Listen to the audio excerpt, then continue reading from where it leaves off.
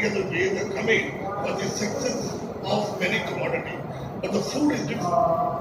Food cannot be that much commoditized that nowadays, like people are saying, to make your food business success, you should be good in digital marketing.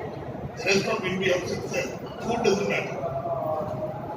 So on the back we say the food is very important, but somewhere we say it doesn't matter that quality if your marketing is very good. And then the food is very important. Food has to be tasty. All these things can add on. And a follow-on question.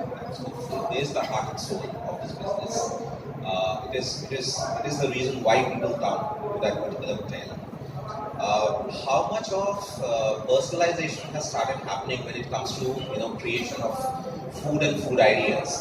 So, for example, you know that there are loyal customers who come in and who want a certain type of food being needs to be prepared and delivered to them, and they have very specific asks to say that this is how my food needs to be prepared.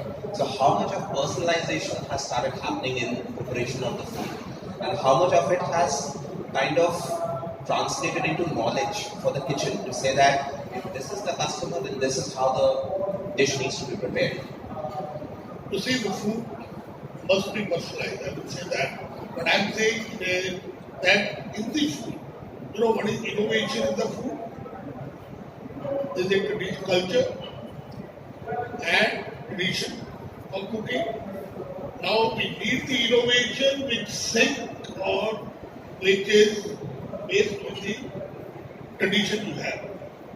If there is a gap, much gap, in traditional food, you cannot recognize which is coming as innovation. That is no innovation in food. It may be into some other commodities, but not into the food. So you must be, it has to have link with the tradition and the culture. But food reform, food, new ideas coming, new things and new ways of preparing the food and all will come.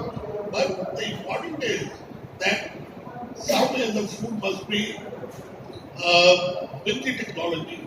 It should be cooked or it should be finished as closer to the service, so some personalization can be done. And there is but when we don't have the food which is cooked with the technology and closer to the cooking, the personalization becomes difficult. The person is very important. People are realizing, and as for the Ayurveda is also saying, food is now your diet is very individualistic. So it is not easy to make a food, general food, which will be liked by everyone. So some personalization has to be there, and which is possible to do it, but it all depends on the education and how we are training our people. That is where we are lacking. Our training is not there much as for food and beverage. I'll come to both Zia and Rajneesh. Both of you lead businesses which are global, and obviously there are learnings which come from the global markets as well, and there is an India market to cater to. What are the disruptions that you've seen in terms of business models, and therefore what are the kind of differentiated products that you have tweaked over the last few years? And maybe both of you can take the question. So just very quickly, Svenska is a boutique hotel chain. We're from Sweden. We focus only on small format properties. We entered the Indian market almost now, it's been 10 years.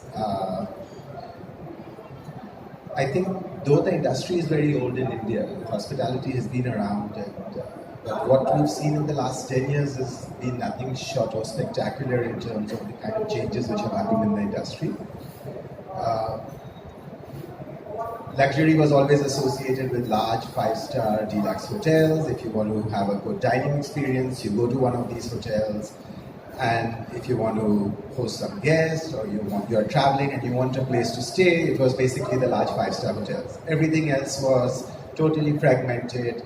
And then we started seeing these waves of, and it started in the mid-2000s, where chains like Lemon Tree and Keys and a lot of these brands started coming in, which were saying, life is much more than just the 5-star deluxe hotels.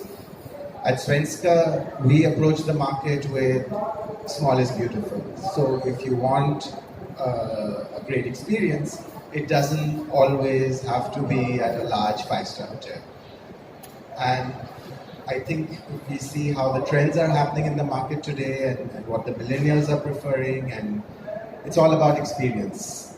And that experience has to be unique, it has to be differentiated, it has to treat each customer as a unique person who has his or her own taste and preferences. And the better you can meet that and tailor that experience, you've got that customer captured. In the F&B space, for example, as well, now there are so many options, right? So today, if you want to have fantastic Japanese food or you want to try Malay food, you usually will actually not even think of a five-star. There will be a standalone chain focused on that cuisine. They've done their research. It's often, with original ingredients. And those are the experiences which customers are now able to get, often at actually much lower prices than what you would have paid at a five-star hotel. And I think that's what's really changing in the Indian marketplace today. New concepts are coming in. It's a highly competitive market, like what Param was also saying now. Acquiring that customer, retaining that customer, making sure that that experience is fantastic for that customer becomes so much more critical. And also being able to be out there. So when that search is happening, whether it's for a restaurant or it's for a hotel, are you coming up in that search? Are you presenting yourself effectively? Are you getting that initial excitement from the customer that, yeah, this is something I want to try out? And then eventually, obviously, you need to deliver. So you need to make sure that that experience and that expectation you've built up is actually getting delivered.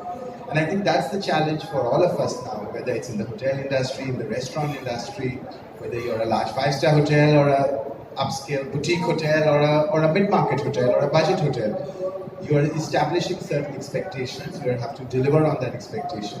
And I think today, if you're not delivering that expectation, you're not going to be around because there's just so much of competition, there's so much of disruption.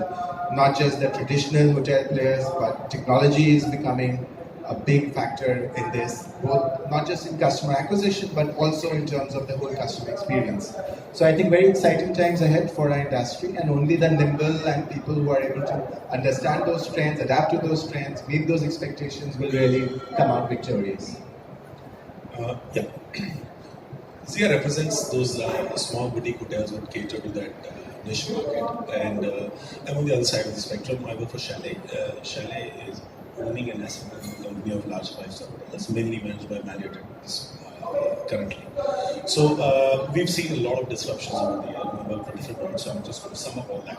Over the years, in the last 10, 15, 20 years, we've seen several disruptions. And I'm not only talking about the technological disruptions that have happened, that have given things like OYO, Airbnbs have come up as technology platforms aggregating. So those, of course, are there. Everybody knows that. But however, as hoteliers, we also see everything coming in as a disruption, like he just mentioned, mushrooming of these small specialized restaurants, food and beverage outlets, which were never seen as a threat by big hotels, because we were guaranteed of our business coming in from a certain segment of clientele who will come only to five-star. Now that very segment can get a better sushi sitting at home if they want to order through a phone app, taste it properly, than what a five-star can do. So how we adapt, I will try just give an example of how we've adapted as a company. So rather than seeing these small restaurants and specialized restaurants as disruptors of our business, which they are definitely disruptors, we thought of kind of getting into a relationship with them. Just to put things into perspective, is that we've got a hotel called JWS, JW Marriott in Sahar, and it's a five-star hotel, a large hotel, almost 600 rooms, but we have only one specialty restaurant, apart from the all-day diner. But we know that a 600-room hotel, 600 different guests would not, just this one restaurant cannot cater to them. So we created a food hub next to it called the Orb. It has around 54 food and beverage outlets, out of which 37 are already operating. So that also belongs to us, the Chalet company. So the hotel guests have the options open to them connected to this F&B hub. The F&B hub benefits from this ecosystem of the hotel. So we try to create a win-win for everybody, rather than seeing these specialized restaurants as a threat to our business. We cannot create every cuisine that exists. We cannot cater to every palate. We realize that. So the hotel is managed by Marriott, That's how we arranged to handle these disruptions. I'll just give you one example.